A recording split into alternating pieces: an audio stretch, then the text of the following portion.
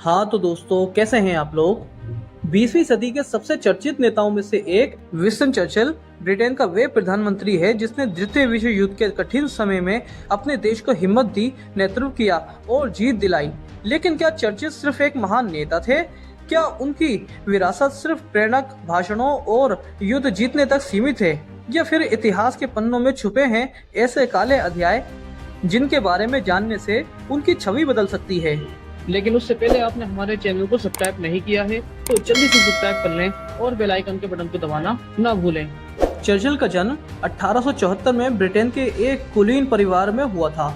उनके पिता थे लॉर्ड रेडोल्फ चर्चिल और मां एक प्रसिद्ध अमेरिकी समाज सेविका थी।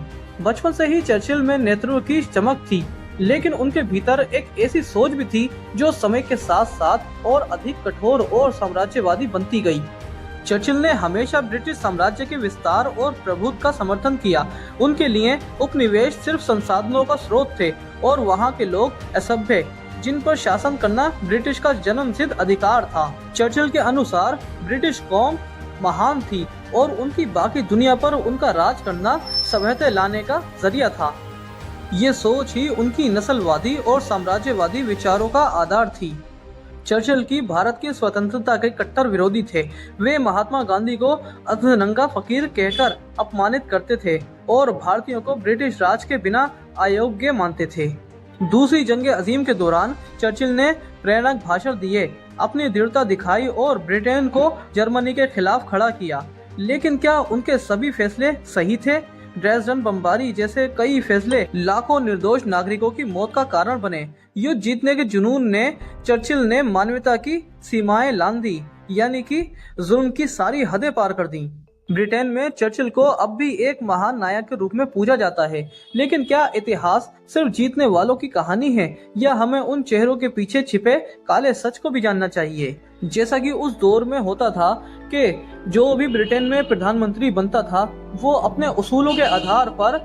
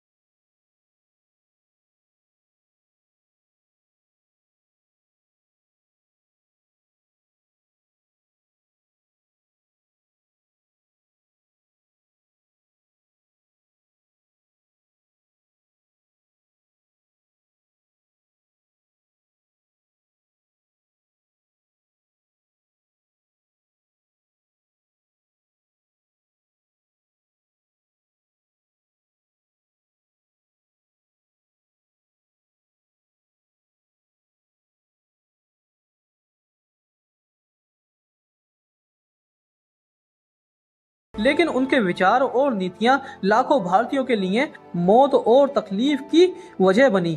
आज भी चर्चिल को ब्रिटेन में एक राष्ट्रीय नायक के रूप में पूजा जाता है, लेकिन भारत और अन्य उपनिवेशों के लिए वे एक ऐसे शासक थे जिनकी नीतियों ने लाखों लोगों को पीड़ा दी। क्या हमें इतिहास को एक ही नजरिए से देखना चाहिए, या हमें उसके उस काले अध्यायों को भी उजागर करना चाहिए जिन्हें छुपा दिया गया था?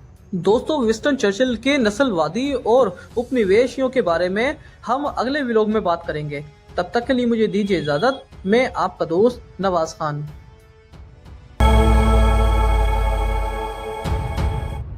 हाँ तो दोस्तों, कैसे हैं आप लोग।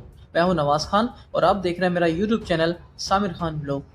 दोस्तों, विंस्टन चर्चिल के बारे में हमने पिछले व्लॉग में आपको जो कुछ बताया था वो विंस्टन चर्चिल की बायोग्राफी का आधा हिस्सा था, जबकि आधा हिस्सा हम आपको अपने इस व्लॉग में बताने जा रहे हैं। पिछले व्लॉग में हमने आपको विंस्टन चर्चिल की राजनीतिक और उनकी जो स्ट्रगल था वो सब हमने आपको बताया था, लेकिन इस व्लॉग में हम आपको वो सारी बातें बताने जा रहे हैं जो कि पिछले व्लॉग में हमने आपको नहीं बताई थी। जैसा कि विंस्टन चर्चिल की शिक्षा, उनके राजनीतिक करियर और उन्होंने किस तरह सैन्य उपकरणों और ब्रिटिश फौज में किस तरह अपनी भागीदारी दी, ये सब हम आपको अपने इस व्लॉग में बताने जा रहे हैं।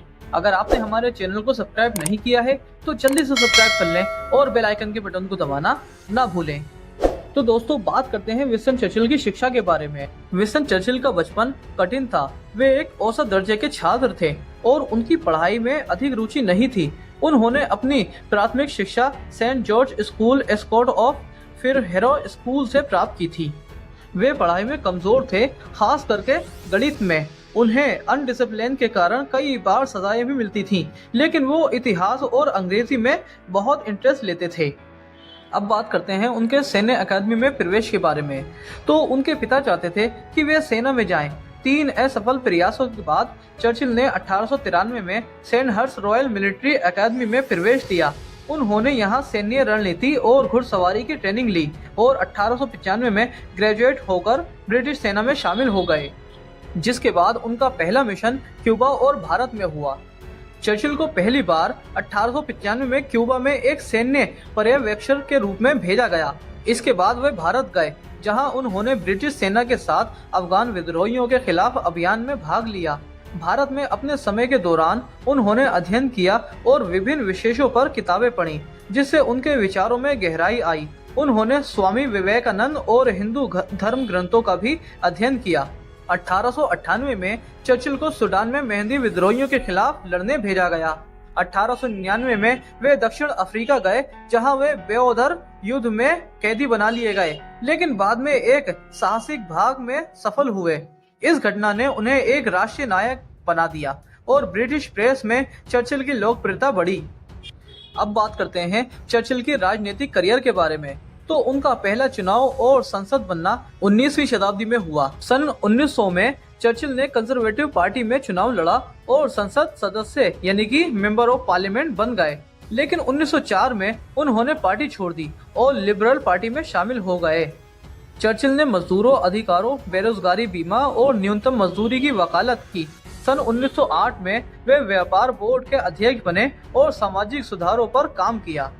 दोस्तों, इसके बाद 1914 में प्रथम विश्व युद्ध शुरू हो जाता है, जिसमें उनकी गैरीपोली की योजना एक सबसे बड़ी गलती मानी जाती है। वो क्यों? वो इसलिए दोस्तों कि सन 1915 में चर्चिल ने ओटोमन साम्राज्य यानी कि जो आज का तुर्की है उसके खिलाफ गैलीपोली अभियान की योजना बनाई। ये योजना विफल रही और हजारों ब्रिटिश सैनिक मारे गए। इस हार के कारण चर्चिल को नौसेना मंत्री पद से हटा दिया गया। फिर इसके बाद 1917 में उन्हें युद्ध मंत्री बनाया गया। प्रथम विश्व युद्ध के बाद वे 1922 में चुनाव हार गए और अस्थायी रूप से राजनीति से बाहर हो गए। दोस्तों, इसके बाद दौर आता है दूसरी जंग अजीम का, जिसमें वो ब्रिटेन के प्रधानमंत्री बनते हैं। सन 1940 में चर्चिल ब्रिटेन के प्रधानमंत्री बने। उन्होंने हिटलर के खिलाफ ब्रिटेन को संगठित किया।